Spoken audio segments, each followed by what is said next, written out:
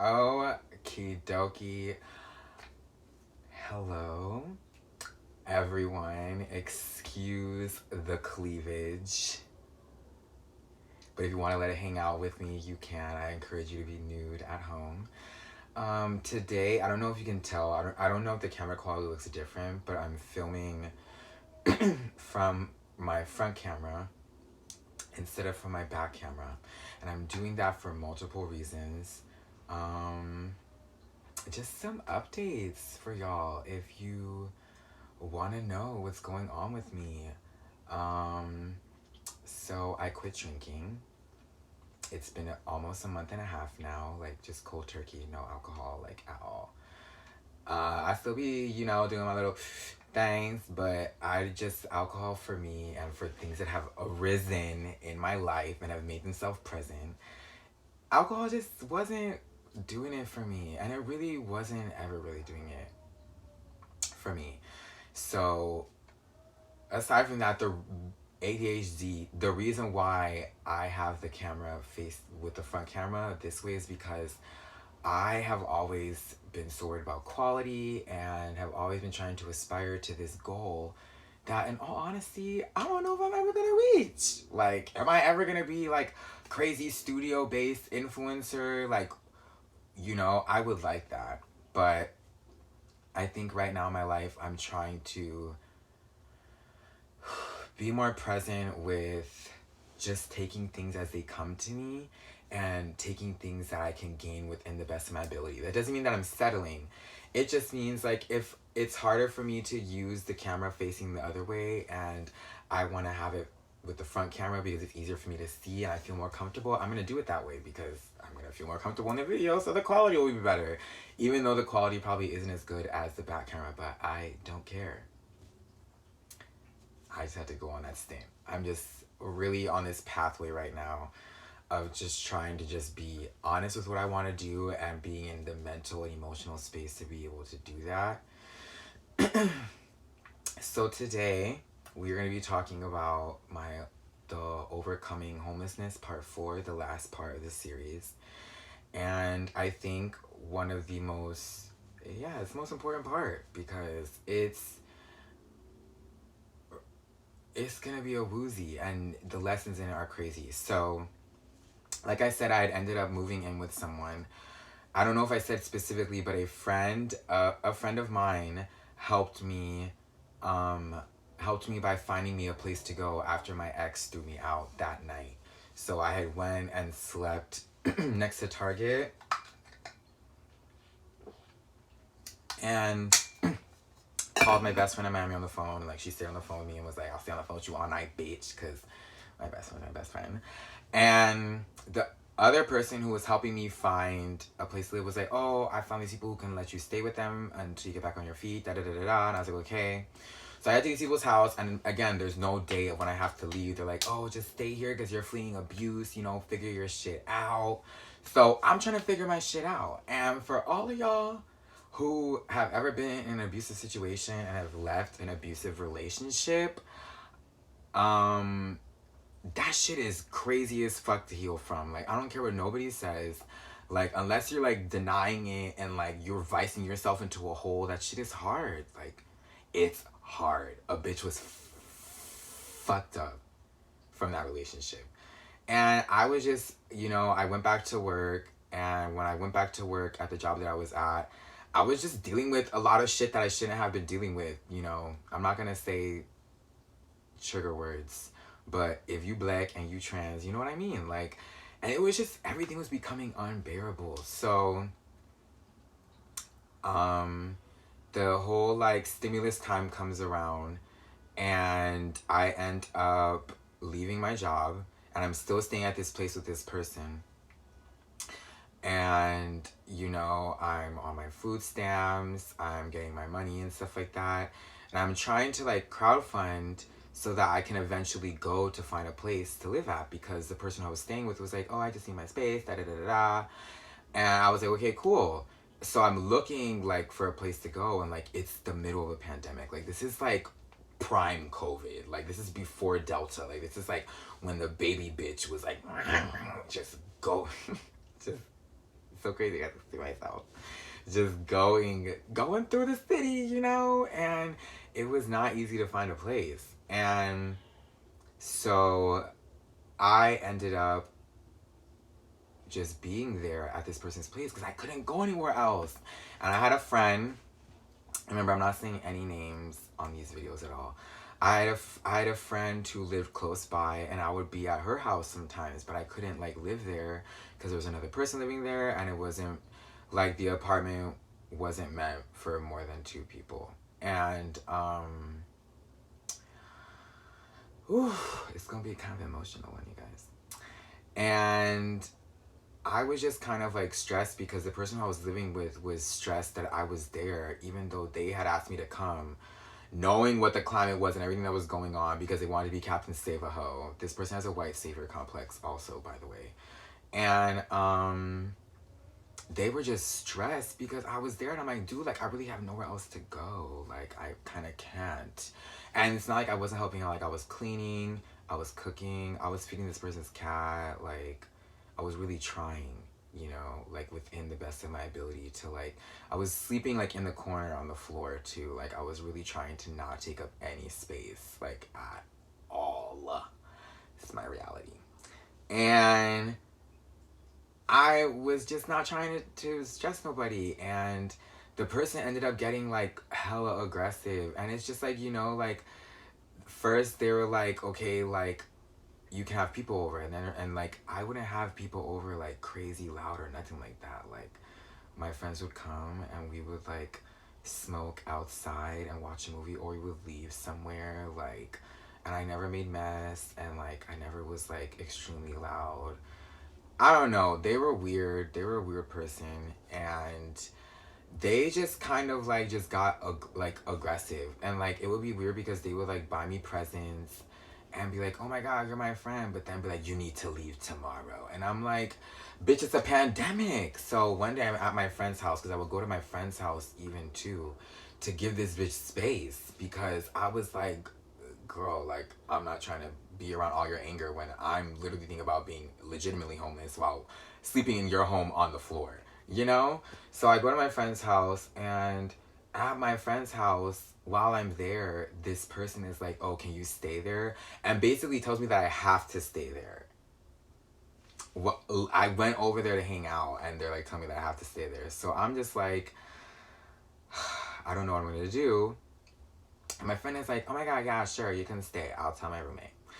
And, you know, like one thing that I want people to like think about, like, who are in positions to help people is, do you really want to help people out? Because one of the biggest things that I dealt with, that I deal with, is like people like, it sounds good to like help out someone. And especially, and I think in today's climate, it sounds good to help out a Black trans person.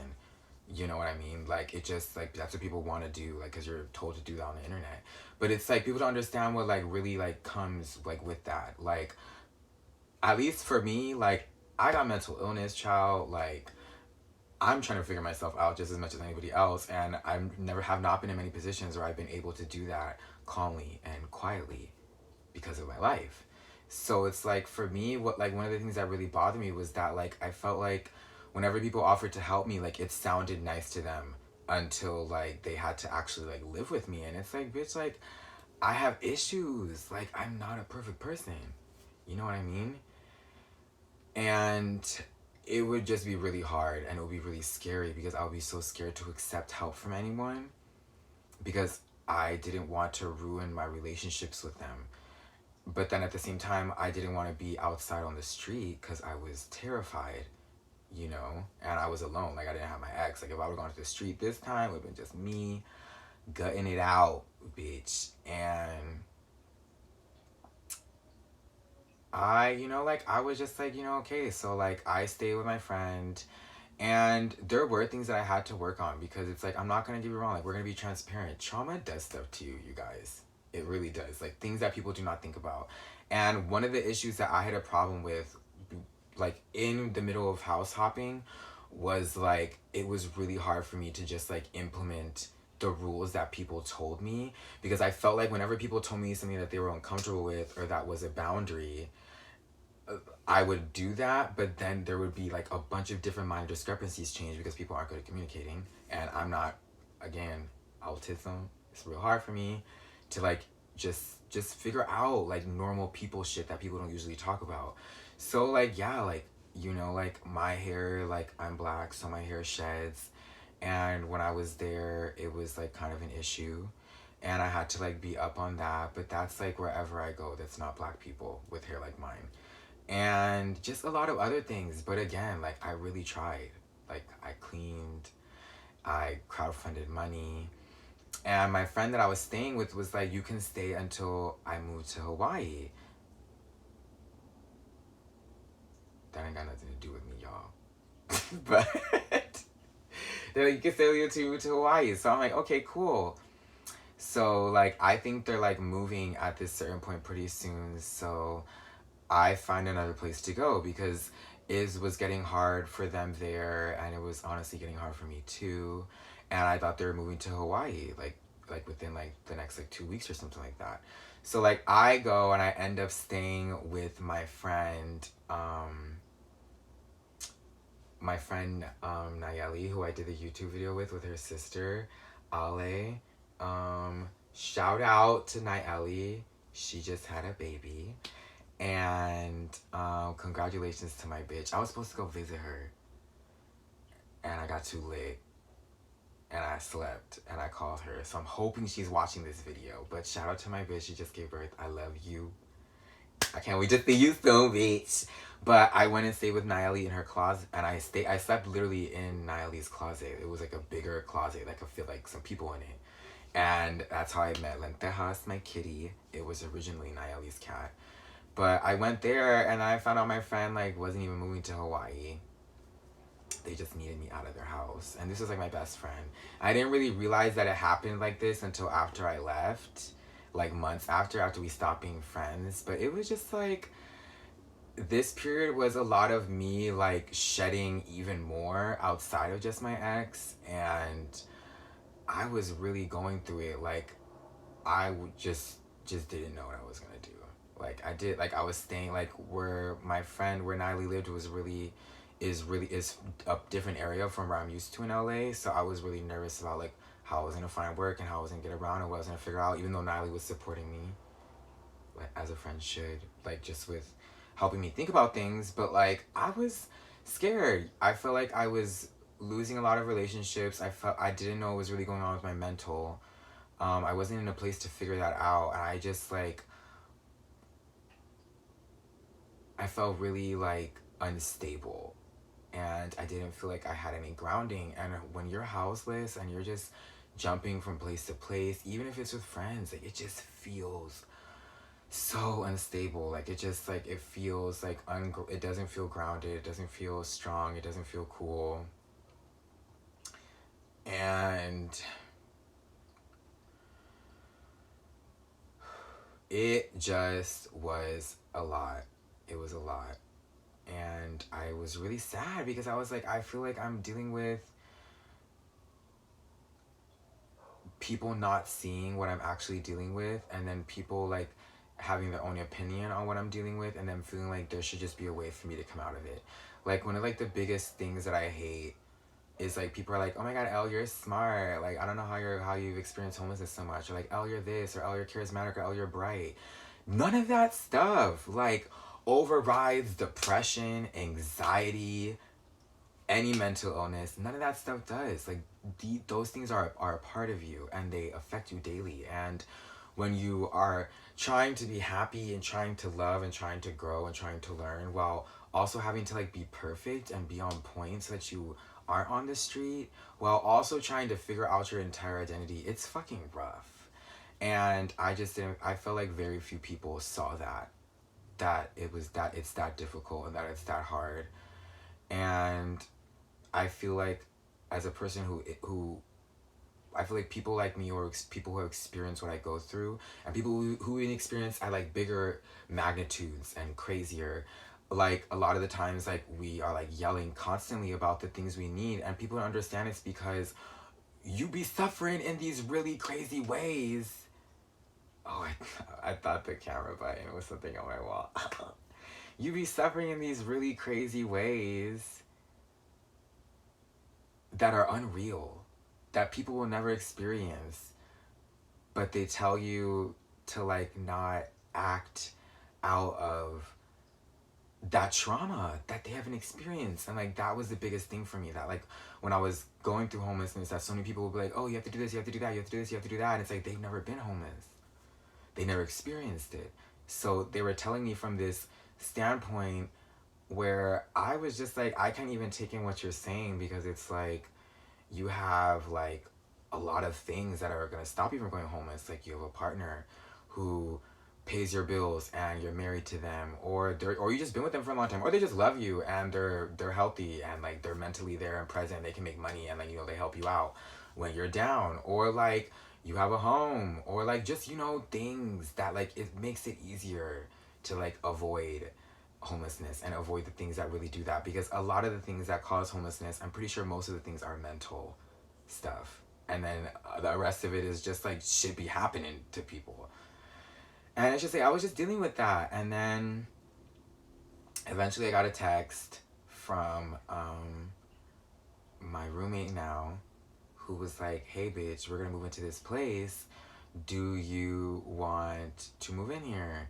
And I was like, sure. And that's where I am now, everyone. And speaking on that, this weekend at my house in LA, if you in Los Angeles, we are having a Halloween party to raise money for rent to keep black and trans people, black, trans, and queer people housed. So if you're not doing anything, I'm gonna put my Instagram information below. I'll remember. I don't think I forget usually. But if I do, I'm going to put my Instagram information below. You can go there and you can check out the flyer and you can DM me for the address if you're in LA and you want to come. It's going to be a safe space for trans, queer people, black people, and prioritized. You know, it's going to be great. So come. But that is where I am now. I'm living in that place. And I really wanted to do this series because when I moved in here, I realized that water break, y'all.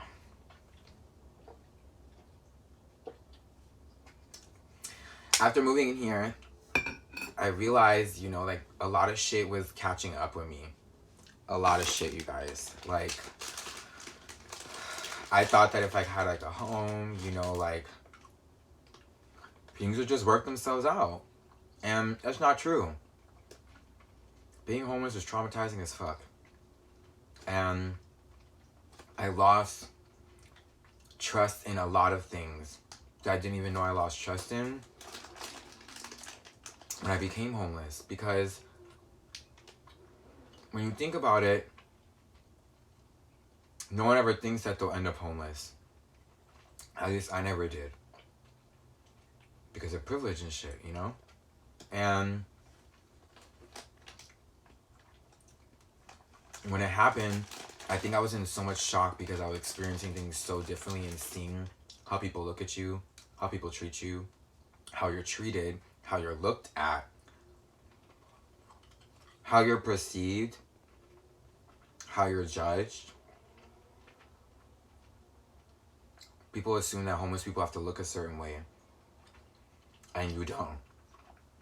I know people that walk out of tents along the highway in business suits. Haircuts, clean shaven, clean. You don't have to be dirty to be homeless. You don't have to be clean to be homeless. All people can be homeless, and it affects you long term because you live in this society that depicts this image of homeless people, houseless people, people who live on the street, that we're dirty, unkempt, stupid, drug addicts, sex workers. None of those things are things to be ashamed of, but this society makes those things, fuels those things with shame, and dumps those on people who are homeless. And you become the butt of so much passive aggressive, subconscious, and definitely conscious mistreatment. And when I came out of homelessness, I'm not even gonna lie, I still struggle with it today. Trusting that, like, everyone doesn't hate me. Everyone isn't against me. Everyone doesn't think I'm gross. And that was part of why I quit drinking, because my mania, my paranoia was becoming so intense. To the point where I was thinking extremely crazy, drastic thoughts about people who care about me, people who I love, but their thoughts were in my head. And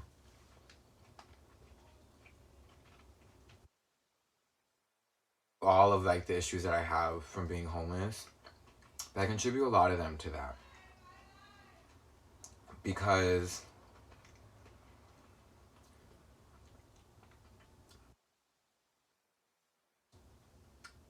when you have to give up everything that makes life normal for you, learning to grasp what is normal again is scary and painful, and it feels like grabbing fresh ice cubes out the freezer with your bare hands, like handfuls of them. If that sums it up for you.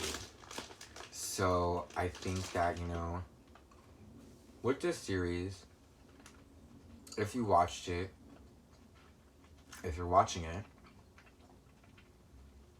I want you to like really think about how you look and judge others based on what they wear and what they have and what you think they wear and what you think they have and what you think they got and what you think they got, and just really look at like at the simple fact that all of that is judging, whether it's good judgment or bad judgment, it's judging. And it shouldn't happen. Look at how you treat people who are homeless, houseless, or living on the street. Look at the jokes you make. Look at how you talk about your dress. Like, when you walk out the house in your pajamas, don't say, oh, I'm bummy today. Like, you're implying that all bums wear pajamas on the street. Bitch, I was a bum. And I'll put all of you to shame. Like, I was looking fresh. This is not a stunt, but barely anyone knew I was homeless.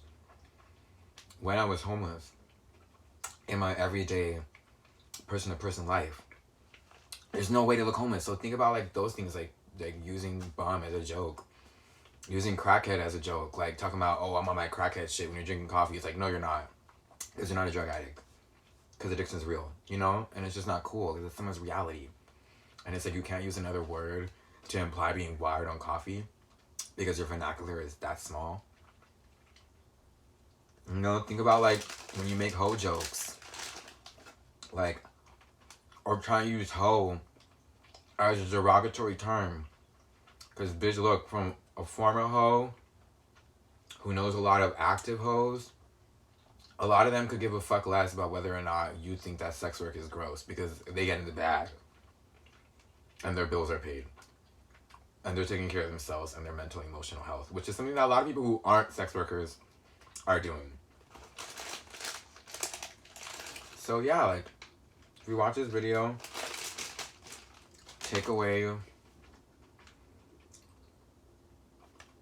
like, you know, some genuine empathy, and take some time to think about your place in this world, how you can help others, and how you can help yourself grow. You know, like, I'm not saying you have to go out and give everyone thousands of dollars, but like, if you see a post online of someone who's about to be homeless, like, give them some money. If you have a really good job and you have an apartment that's the rent is never late and the bills are never late and you can afford to go do shit on the weekends, give somebody. It's just fucking money. You're gonna get it again. Your goals and things will not be delayed.